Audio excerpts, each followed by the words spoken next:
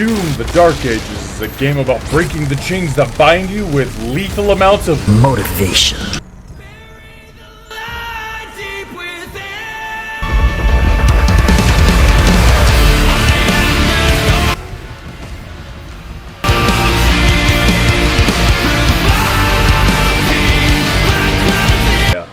The big change in the Doom formula with this installment is the gameplay. Whereas Doom 2016 and Doom Eternal are fast-paced movement shooters, the Dark Ages asks the question, why not be fast at being slow? With the motto of stand and fight, the devs put 30,000 attacks that you can parry, each of which having different parry timings. I think the best way to phrase the new gameplay is simple. It's like a gunfight in slow motion, but it's still a gunfight, so it's fast. Briefly addressing what you just saw, every weapon in the game has upgrades that you can do at the Sentinel Shrines. Most weapons have 4, others have 3. If you don't like the way that the game is out of the box, fucking excuse the hell out of me. As I was saying, if you don't like the weapon out of the box, you just need to upgrade it a bit. And even weapons that you may think are pretty bad, like the way I thought both of the Skull Shredders were, end up being pretty fucking goated. As a matter of fact, the Narrow Spread Skull Spreader, whatever it's actually called, ended up becoming my main weapon of choice when fighting some of the high-level demons, because it allows you to get health back as you kill things, thus making you literally immortal as long as you're decent with your parrying. But just you wait, fucko. That's not all! Because not only do you have the ability to detonate enemies into armor that you can collect with the shotgun, not only can you make your enemies into frag grenades with the shredder, but you can also use your fucking shield for shield things, whether that be parrying like we mentioned before, or just blocking damage in a general direction. And not to mention, all of this on top of being able to throw it like goddamn Captain America. There's one more thing I want to talk about on the gameplay side for the Doomslayer, and it's that instead of using a chainsaw to get ammo, now you just beat the shit out of people. And goddamn, I think that's wonderful.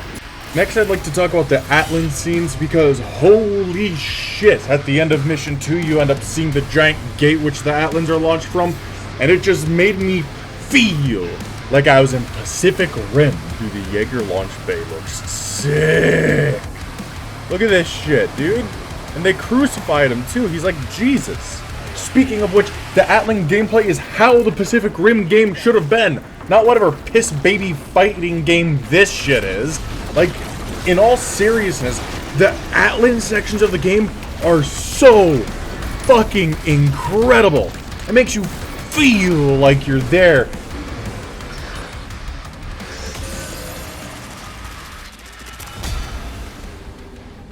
Being 100% honest, the Atlan sections are where the Doom game is the absolute best in terms of like the non-traditional Doom stuff.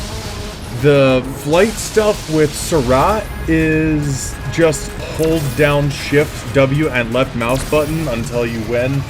It's not like it's bad per se, it's just, I mean, I would rather be playing Ace Combat 7 at that point. Like, with the Atlan sections, they're unique and they're fun. With Surat, I kept on thinking to myself, to be honest, it's just kind of boring. You're gonna do superhero landing. Wait for it! Superhero landing! I do gotta give credit though, the landings are really cool. Now I didn't 100% the game and read all of the codexes to not yap about the lore. If I say something that sounds like it's wrong, don't be a fucking narc.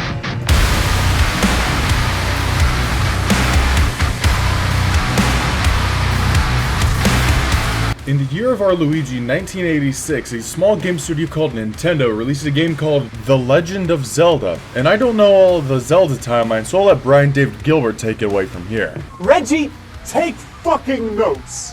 I just saved your ass with Monopoly! The only thing of particular note here is that Link is an entity that keeps getting resurrected whenever there's a great evil, and he wears green, just like the Doomslayer, therefore they're the same person. Also, Ganondorf is technically a demon, and you'll never guess who else is a demon. That's right, Prince Azrak. Therefore, they're also the same people. Also, if you think that's an issue, get ready, fucko, because canonically the Doomslayer and Isabelle from Animal Crossing are married. That's right. So I have to connect the two properties somehow, otherwise the Nintendoverse would break because a non-Nintendo character was introduced to it. Anyways, at the end of the timeline, Link is sent over to Earth, and that's where he begins the arc of the Doomslayer. And after Link's gone, Ganondorf realizes, man, it's kind of boring just being a tyrant. So I'm gonna try and raise up the armies of hell to take over the galaxy. And that's when he becomes Prince Azarek. With all of that being declared openly and truthfully, let's now talk about the game's story.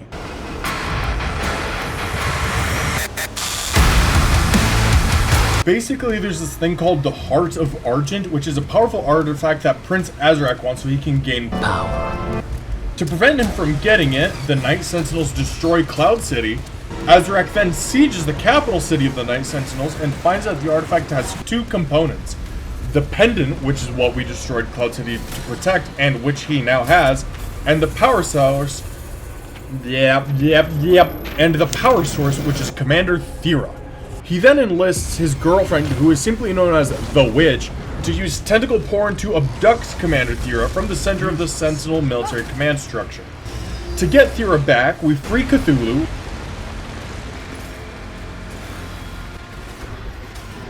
ride him into a Necron tomb mixed with the Squid Dimension, get bored, kill Cthulhu from the inside, thus making this section of the game anti-board, swim way too much. Oh, I hate this so much. Oh, I hate this so much. Oh, I hate this so much. Oh, I hate it. And climb a shit ton of stairs on the way to a bridge, only to be incapacitated by touching a woman. I'm just kidding, we're incapacitated by the blue spirit living within her, which is the power source I previously mentioned. Now, we end up being suspended over a vat of thick acid and tear off our tether, causing Cthulhu's little brother to fall down and our platform to disintegrate. Thus, we die by falling into the acid. Were you killed? Sadly, yes. But I lived.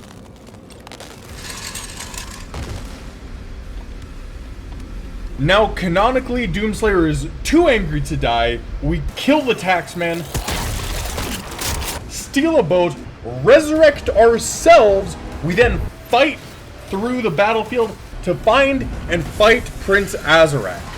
It is at this moment that I would like to remind you of a very crucial piece of lore, which is that the reason the Doomslayer has gone on this demon-killing path is because a demon killed his pet rabbit. Yeah. Anyways, time to fight this stupid bitch. So long as you are the only one they fear.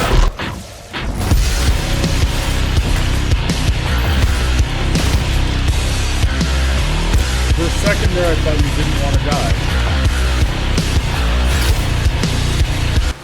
Well, shit. I guess this is where it ends. We don't win this time.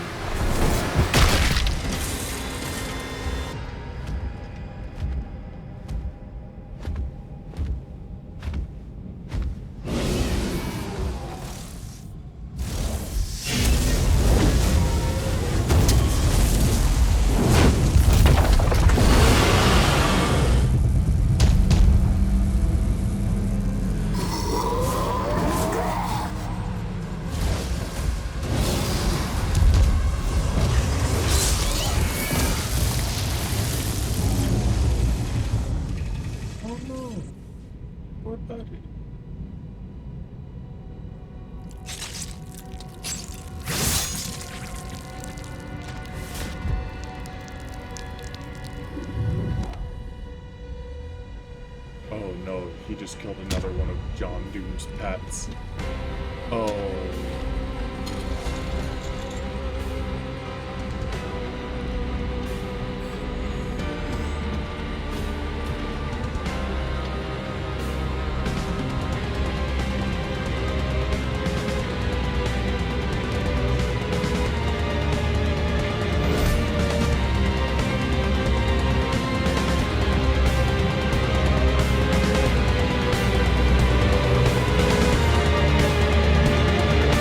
Oh, he just unlocked a Doomslayer phase too.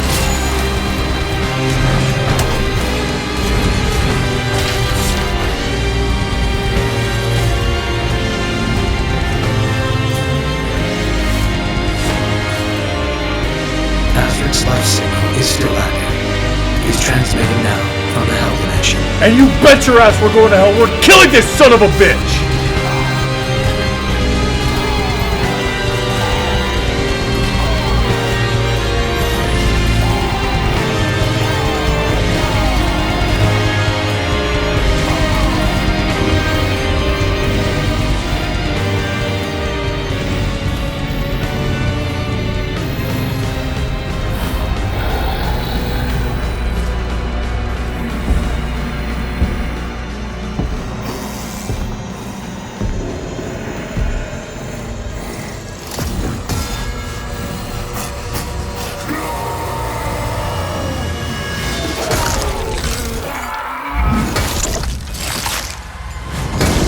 And with that, the game is done. All the loose ends finally tied together. Except, why is the successor to the BFG, the big fucking gun, not called the big fucking crossbow, even though it is a big fucking crossbow? They just let it be called the ballistic force crossbow. What the fuck? Holy